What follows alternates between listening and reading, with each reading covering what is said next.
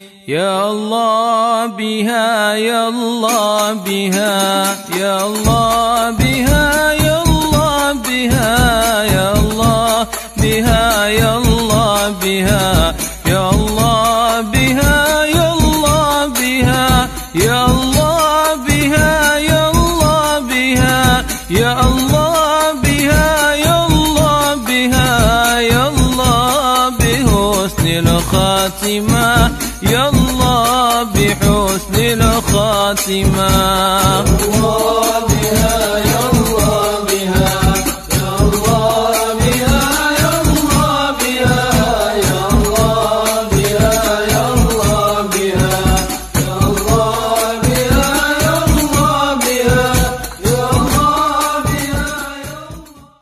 Assalamualaikum warahmatullahi wabarakatuh.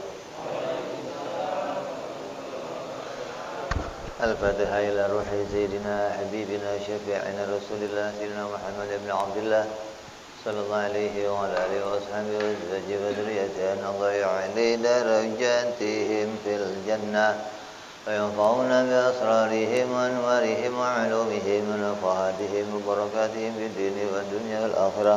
جعلنا من حزبهم يرزقنا محبتهم ويتوفنا على ملتهم ويحشرنا في زمرتهم بالعافية والسلامة. لهم الفاتحة. أعوذ بالله من الشيطان الرجيم. بسم الله الرحمن الرحيم. الحمد لله رب العالمين الرحمن الرحيم مالك يوم الدين. إياك نعبد وإياك نستعين اهدنا الصراط المستقيم صراط الذين أنعمت عليهم غير المغضوب عليهم ولا الضالين. آمين. بسم الله الرحمن الرحيم. نويت تعلما وتعليما وتذكرا وتذكيرا والنفع والانتفاع والإفادة والاستفادة والحث على التمسك بكتاب الله وسنة رسول الله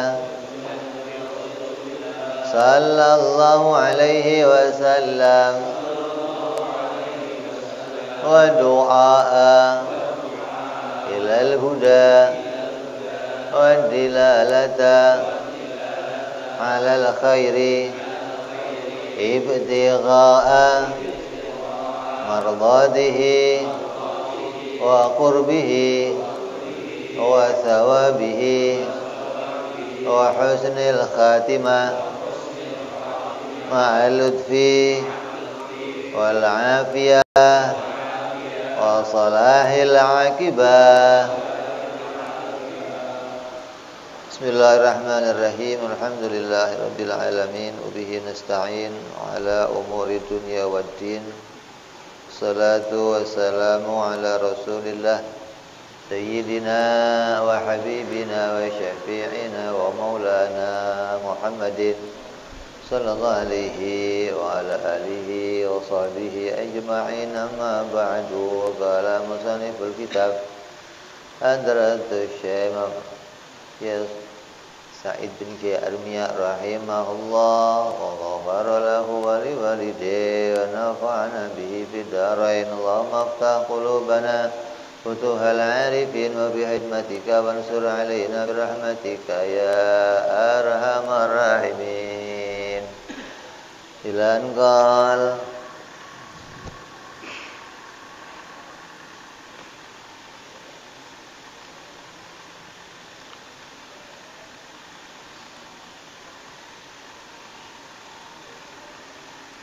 sifat yang ke-17. Wajib Allah bersifat hayyan, yang maha hidup. Wajib Allah hidup tidak dengan ruh. Dan Allah disebut maha hidup bukan karena menciptakan hidup. Jadi banyak anggapan dari orang-orang Mu'tazilah, orang-orang di luar ahli sunnah, punya anggapan bahwa Tuhan kita Allah itu zat yang maha hidup. Kenapa? Karena dialah pencipta kehidupan. Jadi maha hidupnya Allah karena dia menciptakan kehidupan. Maka ini anggapan yang salah. Ini keyakinan yang salah. Allah maha hidup bukan karena menciptakan hidup. Sebelum adanya kehidupan, Allah juga maha hidup. Kalau Allah disebut maha hidup karena menciptakan kehidupan, nanti kalau kehidupan belum ada, nggak maha hidup dong. Begitu loh. Jadi Allah itu maha hidup kenapa? Karena punya sifat hayat, begitu loh. Jadi adanya hayyan, adanya disebut maha hidup karena punya sifat hidup, bukan karena menciptakan kehidupan, bukan karena pada dirinya itu ada sifat hidup. Dan hidupnya Allah itu enggak tergantung pada perkara yang lain. Enggak tergantung dengan ruh, enggak tergantung dengan baterai, enggak tergantung dengan listrik, enggak tergantung dengan makan, enggak tergantung dengan, hingga Allah itu hidup karena pada dirinya punya sifat hidup. Jadi kalau dianggap hidupnya Allah, maha hidupnya Allah karena menciptakan kehidupan, maka ini kesalahan. Nah, kalau Allah menciptakan kematian, nanti Allah maha mati dong. Enggak ada hubungannya begitu. Menciptakan itu bukan sifat, bukan kerjanya sifat hidup. Menciptakan itu kerjanya sifat kudrat, iradat. Tidak ada hubungan sama sifat hidup. Hidup itu bukan sifat yang menciptakan. Jadi Allah maha hidup karena Allah mempunyai sifat hidup. Sifat yang ke-18 yaitu wajibnya Allah sami'an. Wajibnya Allah itu yang maha mendengar. Wajibnya Allah yang maha mendengar itu bukan karena ada kita, bukan karena adanya doa-doa kita, bukan karena kita ini sering meminta, mengajukan hajat kepada Allah, lalu katakan Allah itu maha mendengar semua doa hambanya. Nah, kalau hambanya belum berdoa bagaimana? Allah mendengar nggak? Allah belum menciptakan makhluk. Allah maha mendengar nggak? Kenapa Allah maha mendengar? Karena punya sifat mendengar. Sami'an itu sebutan Allah, bahwa Allah itu zat yang maha mendengar. Maka sebutan ini atau sifat hal ini ada pada Allah itu karena pada dirinya Allah ada sifat sami' atau sam'un, ada sifat mendengar. Karena adanya sifat sama, maka adanya sami'an. Mustahil Allah itu tuli, mustahil Allah itu zat yang tidak mendengar atau yang tuli. Allah maha mendengar karena punya sifat pendengaran. Seorang itu bisa mendengar. Setiap orang yang punya telinga pasti mendengar enggak?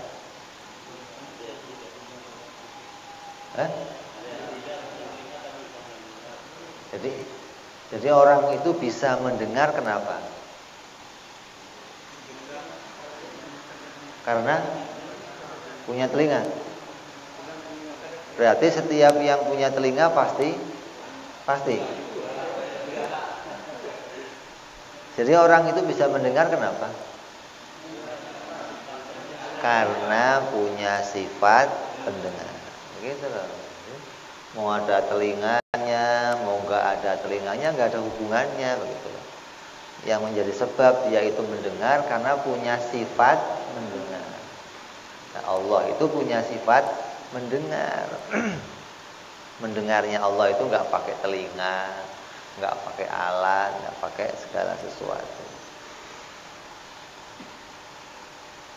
Mustahil Allah itu tuli, karena sifat Allah itu wajib. Allah punya sifat wajib mendengar, maka Allah mustahil tuli. Yang ke-19, wajibnya Allah bersifat basiron, yang maha melihat. Allah disebut yang maha melihat bukan karena Allah itu melihat kita. Karena Allah itu melihat makhluknya semua, maka Allah disebut maha. Nah, sebelum adanya makhluk bagaimana? Allah juga maha. Jadi Allah maha melihat kenapa? Karena punya sifat basor atau melihat. Karena punya sifat basor disebut basiron, maka dia juga melazimi sifat basiron. Jika sudah punya sifat basor, pasti punya sifat basiron, bukan karena dia melihat semua makhluknya, tapi karena dia mempunyai sifat basor. Mustahil Allah buta. Artinya mustahil Allah itu tidak punya sifat melihat. Orang yang punya mata pasti melihat enggak? Jadi orang itu bisa melihat kenapa? Karena punya sifat melihat. Bukan karena punya mata. Ada matanya tapi enggak ada sifat melihatnya, juga enggak akan bisa melihat. Mustahil Allah buta. Yang ke-20, sifat mutakalliman. Wajibnya Allah zat yang mempunyai, zat yang maha berbicara. Allah berbicara, zat yang berbicara, bukan karena Allah menciptakan Al-Quran, bukan. Allah disebut yang berbicara bukan karena Allah berbicara dengan makhluk, bukan karena Allah memberikan Quran, Zabur, Taurat, Injil, maka disebut Allah maha berbicara. Allah maha berbicara karena pada dirinya Allah ada sifat kalam. Setiap yang punya sifat kalam pasti punya sifat mutakalliman. Ini sifat yang lazim, sifat yang berkaitan. Setiap punya sifat kalam pasti punya sifat mutakalliman. Jadi punya sifat kalam itu bukan karena dia bisa ngajak ngomong orang lain, bukan. Nah, kalau sebelum ada makhluk, Allah berbicara enggak? Allah mutakalliman enggak? Kenapa Allah mutakalliman? Karena punya sifat kalam. Bukan karena Allah itu maha berbicara karena Allah ngajak bicara Nabi Musa. Nabi Musa diajak ngomong sama Allah, maka Allah disebut mutakallim. Nah, kalau Allah nggak ngajak bicara Nabi Musa, tetap mutakallim nggak? Tetap mutakalliman. Kenapa? Karena dia punya sifat kalam. Dan kalamnya Allah tidak pakai mulut. Kalamnya Allah nggak pakai suara. Kalamnya Allah nggak pakai tulisan. Allah kalam dengan sifat kalam yang sempurna. Karena kalam, omongan yang pakai suara, itu omongan yang tidak sempurna. Omongan yang ada pada Allah adalah kalam atau omongan yang sempurna. Mustahil Allah bisu. Ini mustahil Allah tidak bisa berbicara. bicara, ini mustahil. Nah, sifat Allah itu wajib. Sifat Allah tidak mengalami perubahan. Apabila sudah dibuktikan Allah itu bersifat kalam, maka pasti dia bersifatan hula, mutakalliman, dan mustahil Allah itu punya sifat somam, punya sifat bakam atau bisu. 20 sifat Allah sudah kita bicarakan, sudah kita jelaskan. Adapun dalil dari sifat-sifat yang telah dibicarakan di atas itu berarti yang mana itu?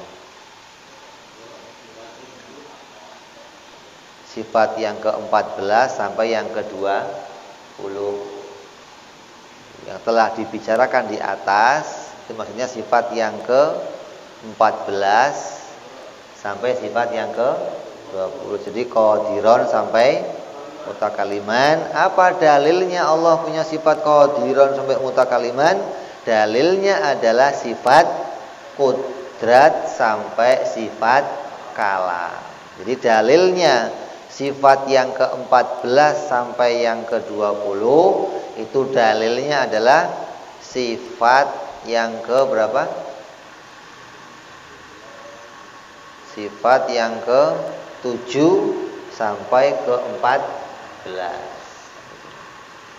Jadi dalilnya sifat qadiron sampai mutakaliman adalah adanya sifat qudrat sampai sifat kalam.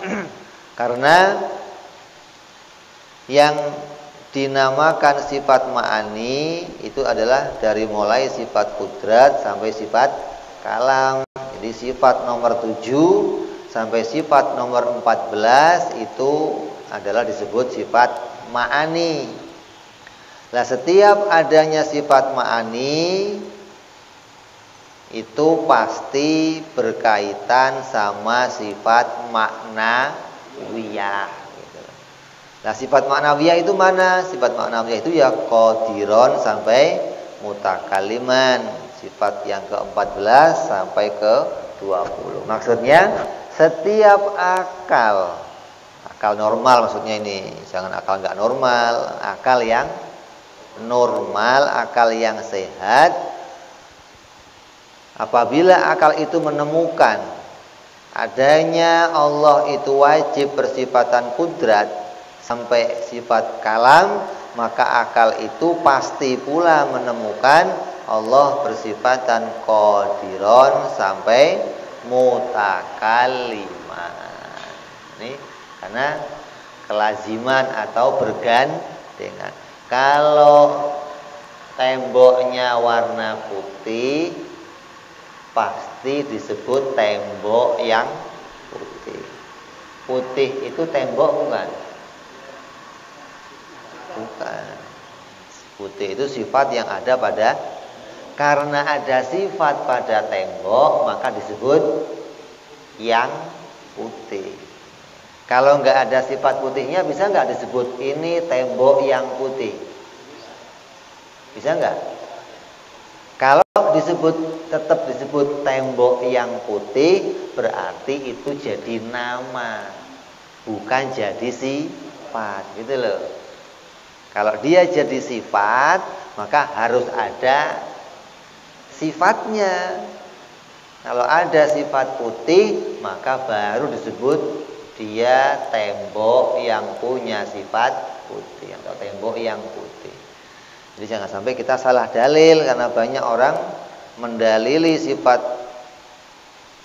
qadiron tidak didalili dengan sifat qudrat. Mendalili sifat maknawiyah bukan pakai sifat ma'ani, tapi mendalili sifat maknawiyah pakai penciptaan alam. Ini nggak ada hubungannya maksudnya. Ada orang disebut ini orang yang duduk, tapi nggak punya sifat duduk, bisa? Hah? Ada orang yang duduk tapi nggak punya sifat, bisa nggak? Ya nggak bisa. Ada orang disebut ini orang jenius tapi nggak punya ilmu, bisa? Kalau ada orang, wih jenius ini tapi orangnya bodoh, berarti jenius itu namanya, begitu loh. Bukan sifatnya. Emang namanya jenius, begitu loh. Kalau jenius itu jadi sifat maknawiyah, maka pasti pada dirinya ada sifat ma'ani, ada sifat ilmu, begitu. Kalau nggak ada sifat ilmu, nggak bisa disebut maknawiyahnya, nggak bisa disebut aliman. Inilah dalil adanya sifat maknawiyah didalili sifat ma'ani. Jangan sampai kita salah mendalili sifat-sifat ini. Akhirnya nanti kita jadi orang-orang Mu'tazilah yang mengingkari adanya sifat bagi Allah. Coba. Kata Mu'tazilah begini, kalau Allah itu dikatakan kayak tembok ini disebut tembok yang putih karena adanya sifat putih. Berarti putih itu tembok, bukan? Bukan. Berarti pada dirinya tembok ini ada dua perkara, ada zatnya dan ada sifatnya. Putih itu sifatnya, tembok itu zatnya. Kalau Allah juga demikian, kata mereka, berarti Allah itu enggak esa, tapi tersusun dari dua perkara. Nah, sedangkan Allah itu wajib esa. Di Quran qul huwallahu ahad wa ilahukum ilahun wahid. Berarti Allah itu wajib esa. Jadi tidak mungkin Allah itu punya sifat disebut yang berilmu karena punya sifat ilmu, itu enggak mungkin katanya. Ini kata orang Mu'tazilah maksudnya. Terus gimana? Pokoknya Allah itu enggak punya sifat, jadi dibuang sifatnya. Adanya cuman zat. Nah, zatnya Allah itu ya berilmu, melihat, mendengar. Bagaimana sih? Ada zat enggak punya sifat, tapi dia ya berilmu, dia ya kuasa, dia maha mendengar, dia maha melihat, dia. Maka kalau dipaksakan seperti ini akan jadinya apa? Allah itu jadinya apa? Susunan zat malah. Zatnya malah bukan satu, malah zatnya ada 7. Ada zat yang kudrat, ada zat yang qadir, ada zat yang berilmu, ada zat yang melihat, ada zat yang mendengar. Berarti zatnya tersusun. Oh, ini malah lebih parah. Ini kekeliruannya orang Mu'tazilah ketika dia mau menemukan Allah itu esa tapi harus membuang sifat, ini kesalahan. Sama aja begini, kamu pakai peci. Pecinya kesempitan, dipakai sempit. Kalau peci dipakai sempit, harusnya diapain? Tuker peci yang nomornya lebih gede. Kalau Mu'tazilah ketika pecinya sempit, kepalanya dikecilin. Gimana itu? Beres nggak itu? Kok kepala yang rusak kepala dong jadinya? Peci itu seberapa, kepalanya jadi gara-gara memaksakan peci untuk. Kalau dia tidak bisa menemukan Allah esa, jangan membuang sifat. Membuang sifat itu merusak keadaan, namanya merusak hak-haknya Allah. Wong sifat itu wajib ada pada Allah, kok dihilangkan hanya gara-gara mau mengatakan Allah itu esa. Lah untuk mengatakan Allah esa nggak perlu membuang sifat, cukup membedakan sifatnya Allah beda dengan sifat makhluk. Begitu dong. Zatnya Allah berbeda dengan zatnya makhluk. Lah begitu. Jangan gara-gara nanti kalau kok enggak kita hilangkan, akhirnya Tuhan sama dengan makhluk. Jadi biar enggak sama gimana? Kalau makhluk itu isinya 2, Tuhan harus isinya yang penting enggak sama.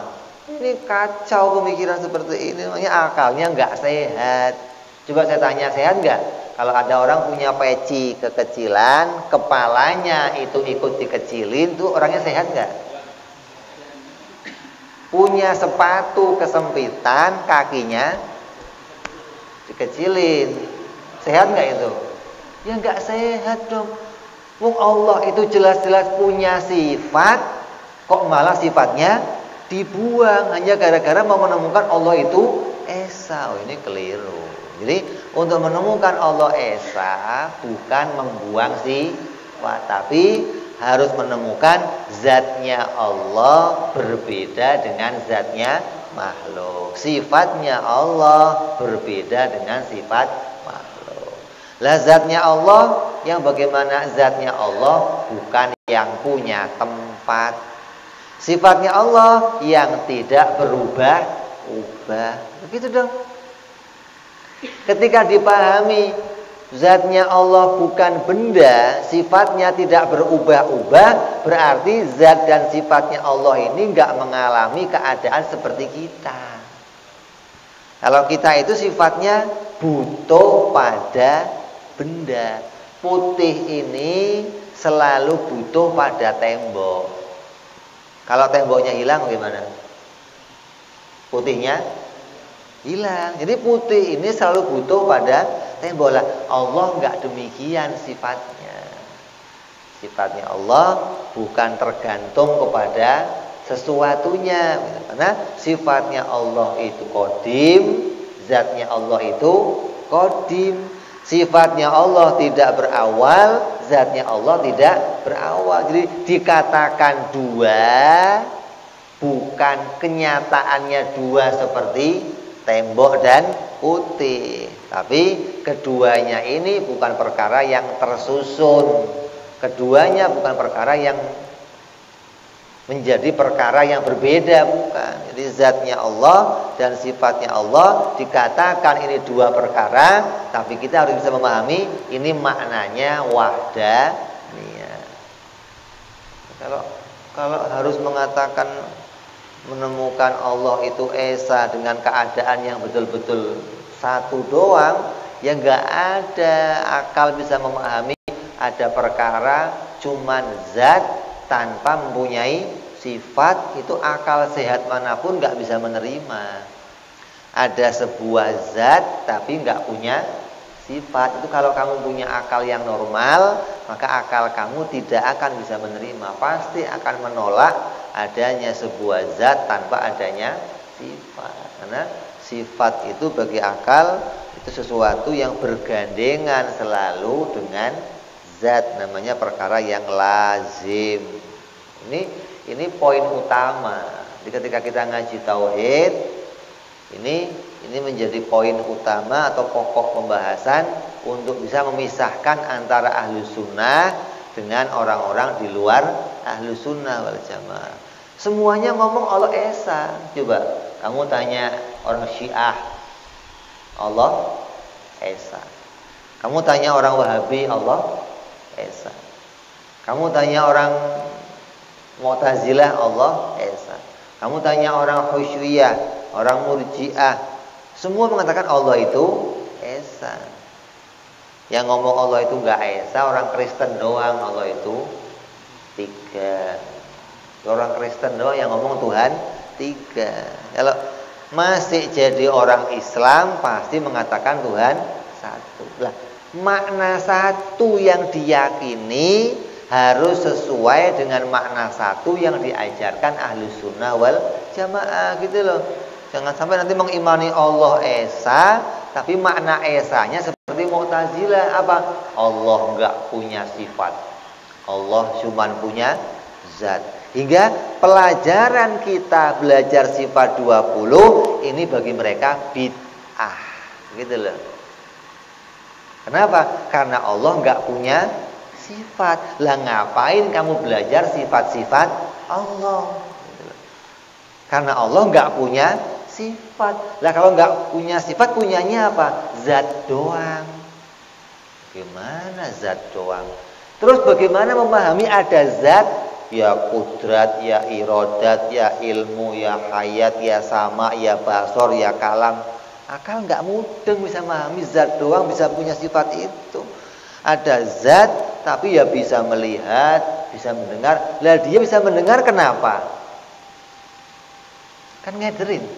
Kalau ada zat, dia bisa mendengar tanpa punya sifat. Terus ditanya, dia mendengarnya bagaimana? Pokoknya mendengar, itu maksain namanya. Hah? Oh, Tuhan itu ya kudrat, Tuhan itu ya qadiron, tapi nggak pakai kudrat. Lah dia qadironnya bagaimana? Ya pokoknya qadiron, itu maksain namanya. Jadi akalnya nggak punya alamat, nggak punya dalil untuk bisa menetapkan suatu keadaan pada Allah Subhanahu wa taala. Memang di Quran tidak ada sifat ma'ani disebutkan, nggak ada. Nggak ada Allah itu kudrat, irodat, ilmu, hayat, nggak ada di ma'ani. Di mana? Al-Quran. Yang ada di Quran, Allah itu qadiron, Allah itu muridan. Innallaha ala kulli syai'in qadir, innallaha ala kulli syai'in alim. Allahu alimun bi kulli syai', Allahu mutakallimun, Allahu sami'un, Allahu basirun. Di Quran semua disebutkan sifat maknawiyah. Tanpa ada satupun Quran menyebutkan sifat ma'ani. Tapi akal yang sehat itu nggak usah pakai dijelaskan gitu loh. Kalau ada sifat maknawiyah itu sudah pasti punya sifat ma'ani. Karena keduanya itu bergandengan, keduanya itu nggak bisa dipisahkan. Setiap ada sesuatu disebut ini botol biru, pasti punya sifat biru di situ. Akal nggak bisa paham. Disebut botol biru tapi nggak ada. Bagaimana sih? Berarti dia bukan botol yang punya sifat biru, tapi disebut botol biru menjadi nama. Botol biru. Kayak kebun nanas. Masih ada nanasnya nggak? Jadinya apa? Jadinya apa? Nama, begitu kan? Bukan keadaan. Kalau keadaannya disebut kebun nanas harus ada, nah, baru keadaannya kan. Nah, kalau ada sebuah keadaan disebut kebun nanas tapi nggak ada, ya bukan keadaan namanya, itu nama, begitu loh. Kalau itu keadaan harus ada barangnya. Disebut rawa badak, harus ada. Masa rawa badak adanya kucing, bagaimana? Ya rawa kucing namanya mestinya. Jadi ketika keadaan itu nggak cocok sama kenyataan, akal nggak bisa terima. Bagaimana sih keadaannya Allah itu kuasa tapi nggak punya sifat kuasa? Keadaannya Allah itu berilmu, maha mengetahui tapi nggak punya ilmu. Ini akal nggak bisa paham yang seperti itu. Ini akal sehat akan menolak semua yang dipahami oleh orang-orang Mu'tazilah, karena ketika menetapkan Allah itu esa, dia menetapkan dengan cara yang tidak sesuai dengan pemikiran akal sehat. Kalau akalnya sehat, pasti bisa memahami, pasti bisa menerima kalau Allah itu mempunyai sifat, Allah itu wajib mempunyai 20 sifat yang ada pada zatnya. Kurang satu sifat saja tidak disebut Tuhan. Kurang satu sifat saja nggak disebut, apalagi nggak punya. Bagaimana sih? Yang 20 ini kurang satu saja, dia nggak disebut Tuhan. Apalagi kok 20-nya dihilangkan semua. Lah, disebut Tuhannya dari mana? Begitu loh. Jadi nanti pada pelajaran setelah ini nanti akan ada kita bahas masalah ini. Bagaimana Allah itu menciptakan alam. Allah itu menciptakan alam dengan pilihan. Allah menciptakan alam dengan pilihan, bukan menciptakan alam dengan keterpaksaan. Kayak contohnya api bisa membakar. Itu bukan pilihan. Api itu ya memang kerjanya membakar, bukan pilihan. Api nggak punya pilihan membakar. Kenapa? Karena api nggak bisa ngerjain yang lain. Coba api suruh mendinginkan, bisa nggak? Berarti api itu kerjanya nggak pakai pilihan lah. Allah nggak demikian. Allah itu menciptakan alam bukan otomatis tahu-tahu alam tercipta, bukan, tapi dengan pilihannya. Lah kalau Allah bisa memilih berarti punya sifat berkehendak, begitu dong. Kalau Allah nggak bisa memilih, maka seperti api, dia nggak punya sifat berkehendak. Maka kita nggak bisa memahami Tuhan seperti api yang pada dirinya nggak mempunyai sifat. Kita harus mengimani Allah itu zat yang menciptakan sesuatu dengan pilihannya. Berarti pada dirinya punya sifat memilih, punya sifat menentukan, punya sifat menghendaki. Maka kita mengatakan Allah itu pasti iradah, begitu. Allah itu pasti kudrat, Allah itu pasti ilmu. Karena bagaimana akal menemukan ada orang yang berilmu tanpa sifat, ada orang melihat tanpa sifat, ada orang bicara tanpa sifat. Ini nggak bisa dipahami oleh akal. Jadi ini jelas, mudah-mudahan kita bisa memahami Allah itu esa, tapi pada zatnya Allah mempunyai sifat. Jangan sampai kita mengatakan Allah itu esa dengan mengatakan Allah tidak punya sifat, maka kamu sepaham dengan orang-orang Mu'tazilah yang mengatakan pelajaran sifat 20 pelajaran yang bid'ah. Kayaknya coba kamu cari di Saudi Arabia. Kamu kalau pergi haji umroh, Pak mau cari kitab sifat 20 sifat-sifat Allah, bid'ah gitu. Masih sifat Allah itu nggak punya sifat. Allah itu esa tanpa sifat. Nanti zat. Af'al itu kerja. Kerja itu zat ya bukan, sifat juga bukan. Jadi perkara lain. Ada zat, ada sifat, ada kerja. Ini botol, zatnya mana? Ya ini plastik. Sifatnya mana? Ya ini biru, tinggi, lonjong. Kerjanya apa? Buat tempat air. Ini kerjanya gitu loh. Jadi kerja itu ya zat bukan, sifat juga bukan, gitu, perkara lain lagi. Ya berkaitan dong, tapi nggak berdiri sendiri.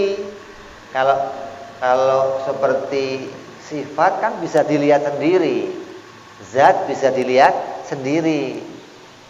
Tapi kalau kerja, dia nggak berdiri, tapi dia bagian dari sesuatu yang jadi kerjanya sifat. Jadi sifat itu ada sifat yang punya kerja, ada sifat yang nggak punya kerja. Sifat yang nggak punya kerja kayak apa? Ini biru, nggak ada kerjanya. Apa kerjanya sifat biru? Jadi kalau kerjanya sifat melihat ada nggak? Apa? Menyaksikan sesuatu. Berarti melihat itu sifat yang punya kerja. Kita punya warna kulit coklat, ini ya sifat, tapi nggak ada kerjanya. Kalau sifat mendengar, ada kerjanya. Apa? Menemukan suara. Ini ada kerjanya berarti lah. Pada Allah juga demikian, ada zatnya, ada sifatnya, ada kerjanya, af'alnya. Af'alnya Allah apa? Ya sesuai dengan sifatnya, karena af'al itu kerjanya sifat. Jadi kalau ada sifatnya pasti ada kerjanya. Nah, kalau ada kerjanya tapi nggak punya sifat gimana? Gimana sih? Wong ada kerjanya tapi nggak punya Nah, kita nggak bisa paham dong. Ada orang, ada gelondong begitu doang, tapi ini bisa macul loh. Bisa macul bagaimana sih? Ada botol bisa macul. Mungkin. Nah, kalau dia bisa macul, dia harus punya sifat dong gitu loh. Sifat yang mengantar dia untuk bisa macul lah. Nggak ada sifatnya tapi punya kerja macul, bagaimana sih? Jadi akal nggak bisa paham itu gitu loh. Kalau ada kerjanya pasti ada sifatnya. Kalau ada sifatnya pasti ada zatnya, begitu. Jadi kita melihat kerjanya Allah dari mana? Kita melihat kerjanya Allah dari mana? Dari alam ini. Pertama itu nemunya kerjanya Allah dulu. Apa itu? Bikin langit, bikin bumi. Ini kerjanya Allah. Kamu melihat hasil kerjanya. Kalau kamu dari sini kok nyium bau sate, kamu nggak usah lihat ke sana, nggak usah. Mesti ada yang bakar. Ya, ada kerjanya dulu. Kalau sudah ada kerjanya yang bakar sate, mesti punya sifat kerja. Kalau ada sifat kerjanya, mesti ada zatnya, begitu dong. Jadi kita melihat pertama itu melihat kejadian penciptaan alam raya. Ya iya dong, tapi tertib, urutan. Pertama lihat kerjanya dulu. Ketika kita lihat langit gak ada, terus jadi ada, matahari bergeser, bulan bergeser, hujan turun, segala yang terjadi, pasti ada yang ngerjain. Ada sebuah kerja kok gak ada yang mungkin gak? Nah, yang ngerjain pasti punya sifat. Gak mungkin ada kerja tapi gak punya sifat. Jadi ketika melihat alam tercipta satu saja ini, akal mesti menemukan yang ngerjain ini mesti pinter. Kalau nggak pinter bisa bikin ini? Ya nggak bisa. Bikin sate aja susah, nggak pinter. Ibu istri kamu nggak bisa bikin sate. Asal kamu nggak ada perai satenya. Berarti kan nggak bisa bikin. Untuk bikin sate perlu ilmu. Ya, apalagi bikin alam raya. Mau bikin upil aja perlu ilmu. Cobain lagi kurang asin, cobain lagi berarti kan perlu ilmu. Kok ada bikin sesuatu nggak pakai ilmu bagaimana? Nah, kalau sudah punya ilmu, pasti punya kehendak, pasti punya kemauan untuk menciptakan. Ada ilmunya, bisa bikin sate, tapi nggak punya mau bikin. Terjadi nggak? Ya nggak terjadi. Saya punya ilmu, tapi lagi nggak mau nih. Ya nggak terjadi. Ketika alam sudah muncul, ini yang bikin pasti punya ilmu dan punya mau. Terus dan dia melaksanakannya, namanya kudrat, gitu loh. Kemauan itu dilaksanakan dengan apa? Dengan sifat kudrat, dinyatakan. Jadi ketika kita lihat alam ini, akal menemukan Allah pasti punya sifat ilmu, pasti punya sifat kehendak, pasti punya sifat kudrat.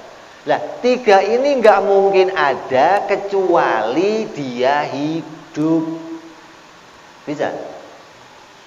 Punya ilmu, punya kehendak, punya kudrat, tapi mati. Bisa nggak? Ya, pasti dia hidup. Ini akal, urut-urutannya akal menemukan gitu loh. Lah kalau semua sifat ini kita tolak, kita buang, tapi kita mengatakan Allah itu punya kerjaan menciptakan alam, nah kita nanya, lah ngerjainnya bagaimana? Kok ngerjain alam semesta kok nggak pakai sifat, nggak punya sifat pada dirinya, itu bagaimana kerjanya? Begitu loh. Mau bakar sate tapi nggak punya sifat, ya nggak bisa terjadi. Ya. Jadi akal kamu harus normal dulu ini. Artinya harus sehat bahwa tidak akan mungkin ditemukan sebuah kerja apabila pada dirinya nggak ada sifatnya. Nggak akan ada sifat tanpa ada zatnya. Berarti kamu itu menemukan 3 perkara pada dirinya Allah. Nemu zatnya, nemu sifatnya, nemu af'alnya atau kerjanya. Kita masuk isya, adzan sebentar. Jadi kita selesai bicara dalil sifat ma'nawiyah. Adanya sifat ma'nawiyah didalili adanya sifat ma'ani. Atau kita membicara sifat ini berkaitan dengan adanya zat. Setiap sifat tidak akan bisa pisah dari zat. Sebuah zat tidak akan bisa dikenali tanpa sifat. Kamu nggak akan mengenali ini zatnya botol kalau di sini nggak ada sifatnya botol. Dia disebut botol, kenapa? Karena pada dirinya ada sifat botol. Kalau bicara ini benda, ini juga benda. Kenapa kok namanya kok beda? Ini botol, ini gelas. Yang membedakan apa? Sifatnya, begitu loh. Ketika sifatnya itu sifat botol, maka dia akan disebut sebagai botol. Ketika itu sifatnya sifat gelas, maka akan disebut gelas. Beda dengan nama. Kalau nama nggak urusan sama sifat, begitu loh. Namanya bewok, tapi orangnya gundul. Ya boleh aja, wong namanya bewok. Namanya gondrong, tapi orangnya gundul. Ya boleh aja, begitu loh. Kenapa? Karena itu menjadi nama, bukan keadaan. Gitulah. Kalau kita pengen tahu keadaan, maka kita harus berpikir. Kalau tahu nama Allah sudah ditulis di Quran, nggak usah dipikir. Kenapa kamu suruh mikir? Berarti kamu suruh mengenali yang bukan nama, begitu loh. Kalau kenal nama nggak usah dipikir, Allah sudah sebutkan di Quran. Ada Ar-Rahman, Ar-Rahim, Al-Malik, Al-Qudus, As-Salam sampai lengkap, ada 99. Itu nama Allah lengkap di Quran. Hingga yang perlu kita ketahui sekarang bukan namanya lagi, tapi sifat-sifat Allah, keadaan Allah. Lah, dari mana kita mengetahui keadaannya? Ya berpikir dari penciptaan alam ini. Karena adanya alam tercipta, maka akal yang sehat menemukan pasti penciptanya keadaannya berilmu. Nggak mungkin dia nggak berilmu. Jadi tanpa adanya sifat, manusia nggak akan menemukan adanya zatnya Allah. Lah nemunya sifat dari mana? Dari adanya af'al, dari adanya pekerjaan, adanya perbuatan.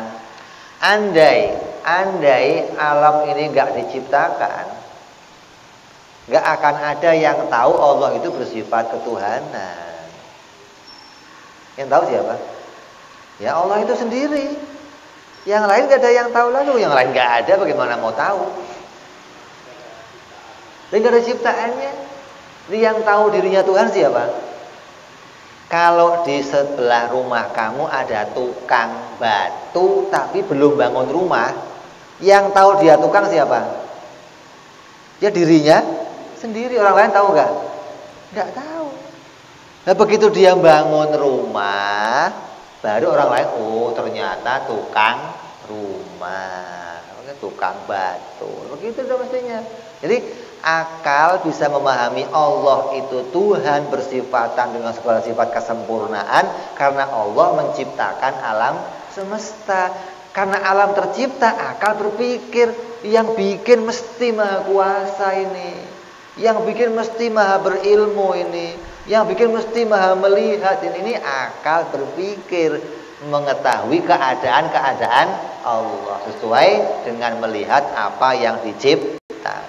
Kalau akalnya nggak bisa ke arah itu, berarti akalnya soak, akalnya nggak normal. Lah iya dong. Ada alat pendeteksi suhu begitu tit bunyi doang, tit, tapi nggak ada angkanya, namanya alat begitu. Tit, rusak, itu sowak alatnya begitu loh. Kalau alatnya sehat pasti mendeteksi begitu loh. Jadi akal kamu harus sehat. Mudah-mudahan kita semua dikasih akal yang sehat, dikasih petunjuk oleh Allah, dikasih pemahaman oleh Allah, dikasih keimanan yang benar oleh Allah Subhanahu wa taala, hingga kita bisa mengimani Allah sesuai dengan hak-haknya Allah Subhanahu wa taala. Insyaallah kita sambung yang akan datang bicara lagi yang berikutnya. Wallahu a'lam bishawab. Wa ila hadratin nabiyil Fatihah. A'udzu billahi minasyaitonir rajim. Bismillahirrahmanirrahim. Alhamdulillahirabbil alamin arrahmanir rahim maliki yaumiddin. Iyyaka na'budu wa iyyaka nasta'in. Ihdinas siratal mustaqim. صراط الذين أنعمت عليهم غير المغضوب عليهم ولا الضالين آمين يا ربنا اقتربنا بأننا اقتربنا وأننا أسرفنا على لظى أشرفنا فتوب علينا توبة تغسل كل حوبة واستر لنا عوراتي وأمين رواتي واغفر لدينا ربي ومولودنا والآل والإخوان سائر الإلان وكل ذي محبة أو جرة أو صحبة والمسلمين أجمع آمين ربي فضلا وجودا منانا باكتساب منا بالمصطفى رسولنا بكل سولي صلى وسلم ربي عليه عند الحمد وآله وصحبه عدد قاس صحبي والحمد للإله في البدء والثناء سبحان ربك رب العزة عما يصفون وسلام على المرسلين والحمد لله رب العالمين. Assalamualaikum warahmatullahi wabarakatuh.